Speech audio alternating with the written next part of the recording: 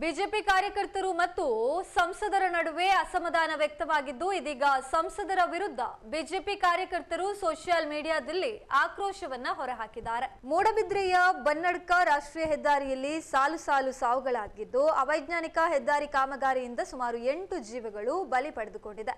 Service ರಸ್ತೆ ಇಲ್ಲದೆ ಭೀಕರ ಸರಣಿ ಅಪಘಾತಗಳು ನಡೀತಾ ಇದ್ದು ಮಂಗಳೂರಿನಿಂದ ಕಾರ್ಕಳಕ್ಕೆ ಸಂಪರ್ಕ ಕಲ್ಪಿಸುವ ರಾಷ್ಟ್ರೀಯ ಹೆದ್ದಾರಿ 169ರ ಕಾಮಗಾರಿ ಇನ್ನೂ ಪೂರ್ಣಗೊಂಡಿಲ್ಲ. 3 ವರ್ಷಗಳಲ್ಲಿ ಈ ಅಪಘಾತ 8 ಜೀವವನ್ನ ಬಲಿ ಪಡೆದುಕೊಂಡಿದೆ. ಸರ್ವಿಸ್ ರಸ್ತೆ ಇಲ್ಲದೆ ಸುಮಾರು 20 ಸರಣಿ ಅಪಘಾತ, ಕೇವಲ 3 ದಿನಗಳಲ್ಲಿ 4 ಅಪಘಾತ, ಓರ್ವ ಮಹಿಳೆ ಸಾವಾಗಿದ್ದಾರೆ. ಈ ವಿಚಾರವಾಗಿ ಸಂಸದರನ್ನ ಭೇಟಿಯಾಗಲು ಹೋಗಿದ್ದ ಬಿಜೆಪಿ ಮುಖಂಡ ಸೂರಜ್ ಜೈನ್ ತಂಡ ಈ ವೇಳೆ ಸಂಸದ ಬ್ರಿಜೇಶ್ ಚೌಟ ಉಡಾಪೆ ಉತ್ತರವನ್ನ ನೀಡಿದ್ದು, ಈ ಅವಘಡಗಳಿಗೆ ಹೆದ್ದಾರಿ ಇಲಾಖೆಯ ಕಾಮಗಾರಿಯೇ ಕಾರಣ ಎಂದು ನೀವು ಹೇಗೆ ಹೇಳ್ತೀರಿ? ಈ ಕಾಮಗಾರಿ ಪೂರ್ಣ ಆಗುವವರೆಗೆ ಸರ್ವಿಸ್ ರಸ್ತೆ ಮಾಡಲು ಸಾಧ್ಯ ಇಲ್ಲ.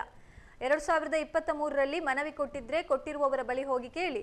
ನೀವು ಹೇಳಿದಂತೆ ಕಾಮಗಾರಿ ಮಾಡಲು ಸಾಧ್ಯ ಇಲ್ಲ. ಜನರ ಪ್ರತಿಭಟನೆಗೆ ನಾನು ಹೆದರೋದಿಲ್ಲ.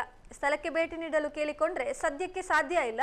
ಆ ಕಡೆ ಬಂದಾಗ ಸ್ಥಳಕ್ಕೆ ಬರ್ತೇನೆ ಎನ್ನುವ ಉಡಾಫಿಯ ಉತ್ತರವನ್ನ ಸಂಸದರು ನೀಡಿದ್ದಾರೆ. ಇನ್ನು ಬನ್ನಡ್ಕ ಸರಣಿ ಅಪಘಾತಗಳನ್ನ ಕಂಡ ಧೃತಿಗಟ್ಟಿರುವಂತಹ ಸಾರ್ವಜನಿಕರು ಇತ್ತ ಸಂಸದರ ಉಡಾಫಿ ಉತ್ತರದಿಂದ ಕಟ್ಟೆಯೊಡೆದು ಆಕ್ರೋಶವನ್ನ ಹೊರಹಾಕಿದ್ದು, ಈ ಘಟನೆಯಿಂದ ಸಾಮಾಜಿಕ ಜಾಲತಾಣದಲ್ಲಿ ಪರವಿರೋಧ ಚರ್ಚೆಗಳು ವ್ಯಕ್ತ ಆಗ್ತಾ ಇದೆ. ಚುನಾವಣೆಯ ಸಂದರ್ಭದಲ್ಲಿ ಕಾರ್ಯಕರ್ತರನ್ನೇ ಬಳಸಿಕೊಂಡು ಮತಯಾಚಿಸುವಂತಹ ಹಾಗೇನೆ ಚುನಾವಣೆಯಲ್ಲಿ ಜಯಗಳಿಸುವ ಪಕ್ಷದ ನಾಯಕರು ಚುನಾವಣೆ ಗೆದ್ದ ಬಳಿಕ ಕಾರ್ಯಕರ್ತರನ್ನ ಮರೆತಾ ಇದ್ದಾರೆ.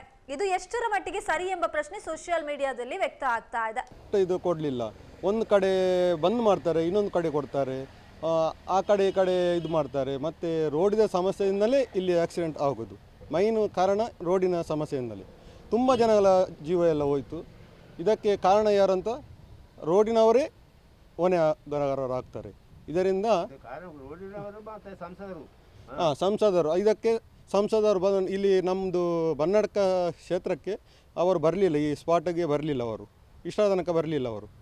ಅವರು ಅವರ ಪಾರ್ಟಿಯವರು ಹೋಗಿ ಕೇಳಿದರೆ ಹೀಗೆ ಉಡಾಪೆ ಉತ್ತರ ಕೊಡ್ತಾರಂತೆ.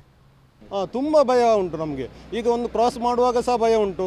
ಒಂದು ನಮಗೆ ರಿಕ್ಷಾದವರಿಗೆ ಆಗಿ ನಾವು ಗಾಡಿ ಬಿಡುವಾಗ ಸಹ ನಮಗೆ ಭಯ ಆಗ್ತದೆ. ಒಂದು ಸರ್ವಿಸ್ ರೋಡಲ್ಲಿ ಬರುವಾಗ ಮತ್ತೊಬ್ಬರು ನಮಗೆ ಬೈತಾರೆ. ಆವಾಗ ಒಂದು ಸರ್ವಿಸ್ ರೋಡಲ್ಲಿ ಹೋಗ್ಲಿಕ್ಕೆ ಮತ್ತು ಬರಲಿಕ್ಕೆ 2 ಸಹ ಉಂಟು.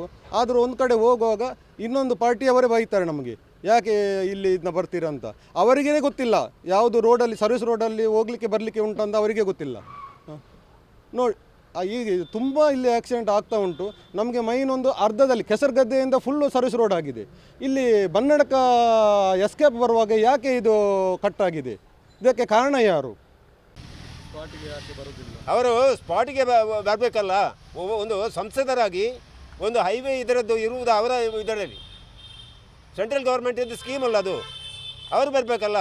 ಮಾನ್ಯ ಶಾಸಕರಿಂದ ಅದರ ಏನೂ ಆಗಲಿಕ್ಕೆ ಆಗೋದಿಲ್ಲ. ನಮಗೆ ಇಲ್ಲಿ ಸರ್ವಿಸಸ್ ಆಗಲೇಬೇಕು, ಇಲ್ಲಿ ಅಂಡರ್ ಪಾಸ್ ಕೊಡಲೇಬೇಕು. ನಾವು ಇಲ್ಲಿಂದ ಇಲ್ಲಿ ಜಂಕ್ಷನು ಇಲ್ಲಿ ಬಿಟ್ಟು 2-3 ಕಿಲೋಮೀಟ್ರ್ ಆಚೆ ಹೋಗಿ ಎಮರ್ಜೆನ್ಸಿ ಯಾರದನ್ನು ಕರ್ಕೊಂಡು ಬರಲಿಕ್ಕೆ ಒಂದು ರೌಂಡಾಗಿ ಈಚೆ ಬರಬೇಕು ನಾವು. ಆದರೂ ಇದಕ್ಕೆ ನಮ್ಮ ಸಂಸದರು ಕೂಡ ಏನು ಇದು ಬೆಲೆ ಕೊಡುವುದಿಲ್ಲ. ಸಾಧಾರಣ ಒಂದು ತಿಂಗಳಲ್ಲಿ 5 ಡೆತ್ ಆಯಿತು. ಎಂ ಪಿ ಬರಲಿಲ್ಲ. ಏನು ಹೇಳ್ತಾರೆ ಎಂ ಪಿ ಮೊನ್ನೆ ಇಲ್ಲಿ ಇದಕ್ಕೆ ಇದು ಹೇಳಲಿಕ್ಕೆ ಹೋಗುವಾಗ ಸರ್ವಿಸ್ ರೋಡ್ ಅದೆಲ್ಲ ಆಕ್ಸಿಡೆಂಟ್ ಅಲ್ಲಿ ಅದರ ಹೈವೇಲಿ ಆಗೋದಂತ ನಿಮಗೆ ಗೊತ್ತು ಅಂತ ಅವರು ಹೇಳ್ತಾ ಇದ್ದಾರಂತ ಪಾರ್ಟಿಯವರು ಹೇಳಿದರು.